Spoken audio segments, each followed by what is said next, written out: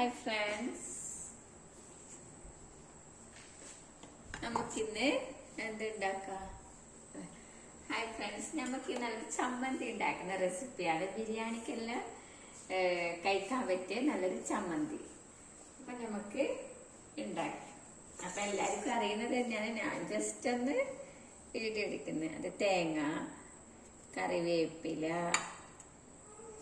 പിന്നെ ചെറിയുള്ളി ഞാൻ വെറുതെ ആഡ് ചെയ്യുന്നത് എൻ്റെ ഒരു ഇഷ്ടത്തിന്, പിന്നെ പച്ചമുളക്, പിന്നെ വെളുത്തുള്ളി, പിന്നെ ഉപ്പ്, ഇത്രയും ചേർത്തിട്ട് നന്നായിട്ട് ചമ്മന്തി ഉണ്ടാക്കിയെടുക്കുക. പിന്നെ കുറച്ച് ഉപ്പ് ചേർക്കുക,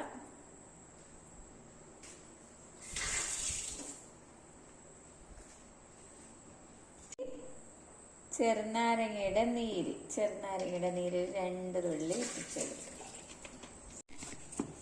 നമുക്ക് നന്നായി അടിക്കാം.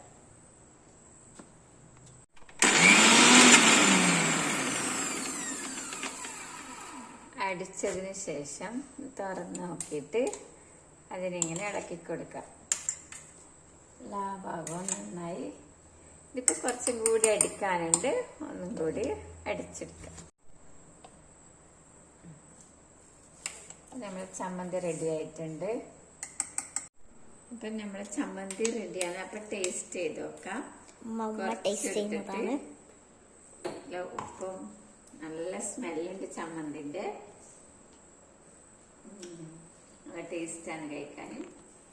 ചെറുള്ളിയെല്ലാം ചേർത്തോണ്ട് പ്രത്യേകം നല്ല ടേസ്റ്റാണ്. എല്ലാവരും ഒന്ന് ഉണ്ടാക്കി വെക്കാം. എല്ലാവർക്കും അറിയുന്ന റെസിപ്പി ആയിരിക്കും.